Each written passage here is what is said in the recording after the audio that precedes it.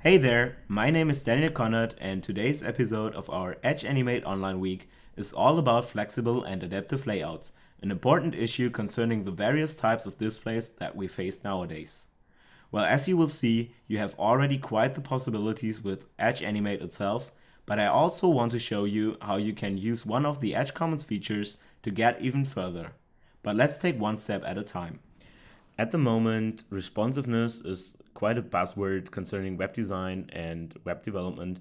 And so, right now, I want to show you how you can um, improve your web layout, web design with the help of Edge Animate and the Edge Commons extension library so that your banner, for instance, wouldn't behave like this on different browser screens where important information is simply cut off or not displayed anymore.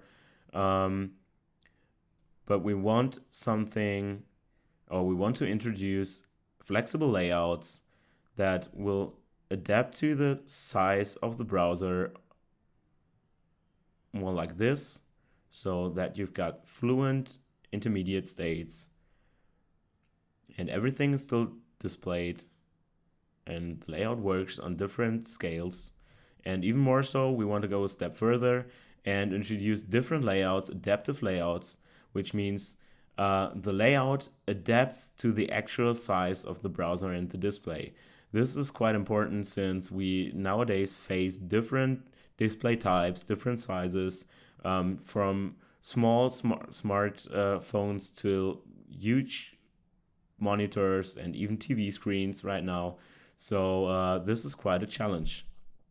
Let's see how far we can get with Edge Animate and then further with Edge Commons extension library. First of all, we've got this layout that I showed you before introduced into Edge Animate or saved as an Edge Animate project. We've got this image on the left side and the information box on the right side. So first of all, let's try to make this layout flexible. And Edge Animate already gives us quite a hand here. We can simply change the width properties to percentage for the stage so that we have some sort of flexibility in the layout process. So zoom out a little bit to visualize it better. We've got this tiny spot here, and this helps us to simulate different screen sizes. So for instance, 600 pixels. And as you can see, with the gray area on the right side, this is all the information that wouldn't be visible at 600 pixels. And but that area contains all the information we want to convey and the button. So how do we get there? First of all, we want to adjust because we want these elements to be visible over here. But first of all, let's start with the image. We got some presets for responsive layouts within Edge Animate as well. We can scale the background image, we can center the background image, we can clip the background image, and we can use it as a static background image. For this version, we want the center background image so that the center of the image is always in the visible area.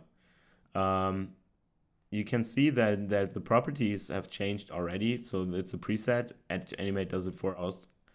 And we see that it clips the image on the left and on the right side simultaneously, so the center of the image remains visible. Now we start with the right side with the information box, and I've grouped the elements within a box or within a div container called box so that all the adjustments I do right now apply to all the elements. We want them to be relative to the right side and not to the left side. So we changed the button over here, or we choose this tiny knot over here on the right side.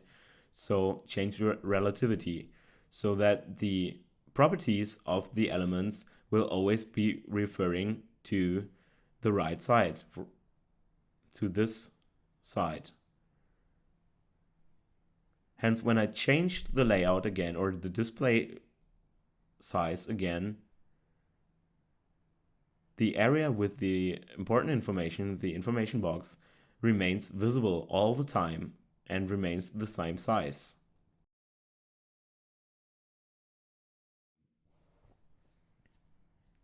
And the layout is still the same.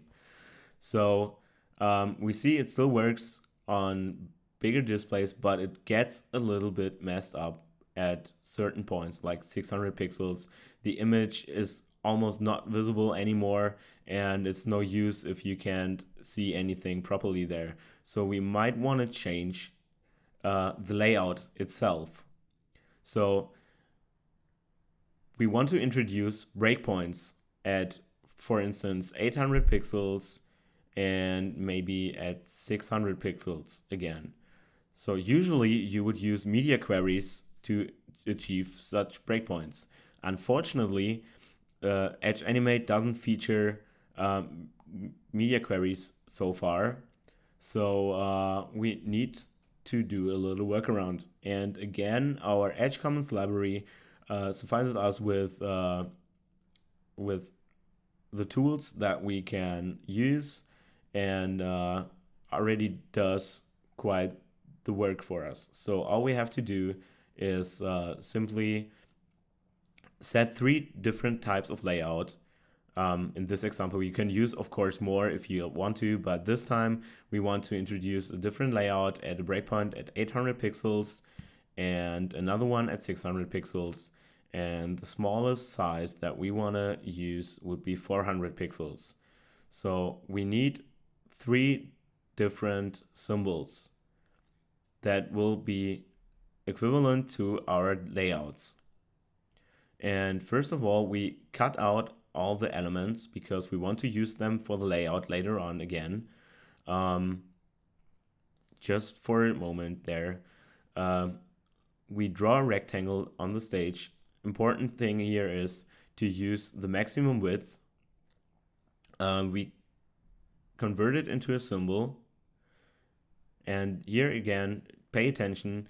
The ID of the layout has to be, the ID of the symbol has to be layout plus the breakpoint number. The first breakpoint will be at 800 pixels.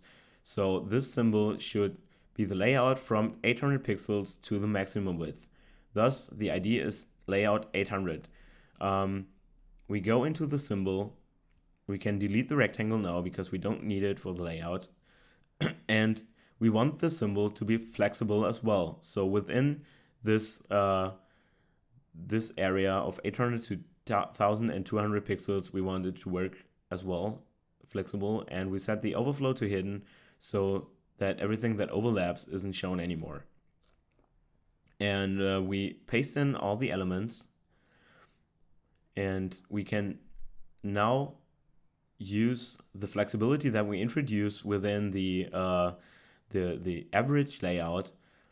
So as we have seen before, the changes already are enough for this area to work as flexible layout. So here's our first breakpoint, and we see the image still works, everything is visible, and we're good to go here.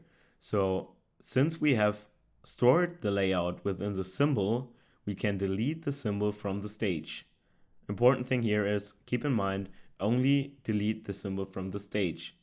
That doesn't mean that we delete the symbol itself, because the symbol itself will still be stored in the symbol library, and we can always refer to it there.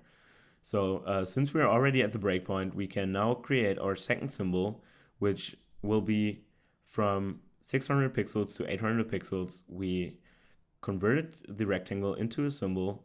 Again, this time the layout, as I already said, layout 600, since the next breakpoint will be at 600 pixels. We go into the symbol, again, delete the rectangle, set the width to percentage, and the overflow to hidden. And now we can paste in again all the elements and start rearranging them for a new layout. Since the image doesn't work on smaller displays anymore that well, we just delete it and we rearrange the other elements. We have to ungroup the elements to be able to adjust them on the new layout. First of all, the background should be for the entire space. And then we can start with the logo or even the header. We want the header to be more in the middle and the logo to be, oh, sorry there. The logo may be a little bit smaller. So keep in mind, I'm not a designer, so if it looks a little bit messy, if it's not a decent design or whatever, just bear with me here.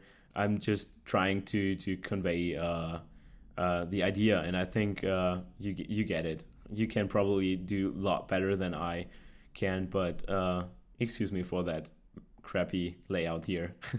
But we can introduce even new items like this guy and just arrange everything to our likes. And what we have to do now is recheck the relativity, because we copy pasted it. They still got the properties from and the relativity from before, so we have to readjust that. So we want them to be relative to the left side now, because we don't want them to move out of the setting, and this guy should be relative to the bottom and right, because we want him to move over to the other side. So we also introduce percentage for the x coordinates. So if we go to the stage, we can check our layout within different sizes, and as you can see, it works quite nice even to the next breakpoint. So everything is visible, everything is accordingly. And now we can again delete the symbol from the stage, since it's stored in the symbol library over here. And we can always go back if we want to change something. We can just double click here, but we start now. We go on with the next symbol.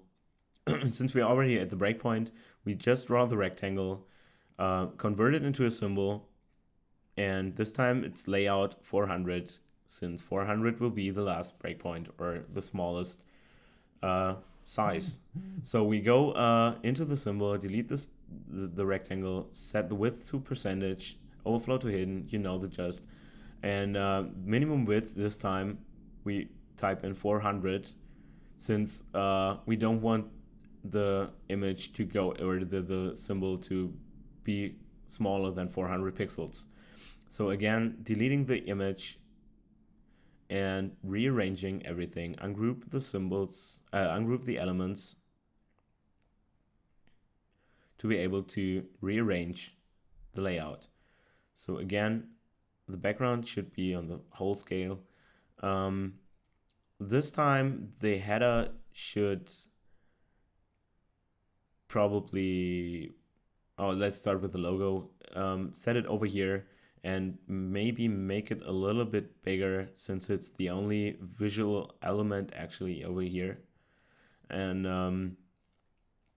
now the header, we want it to break at certain points so that it uses the entire space. And we want it to be relative to the left side, and we set width and x to percentage.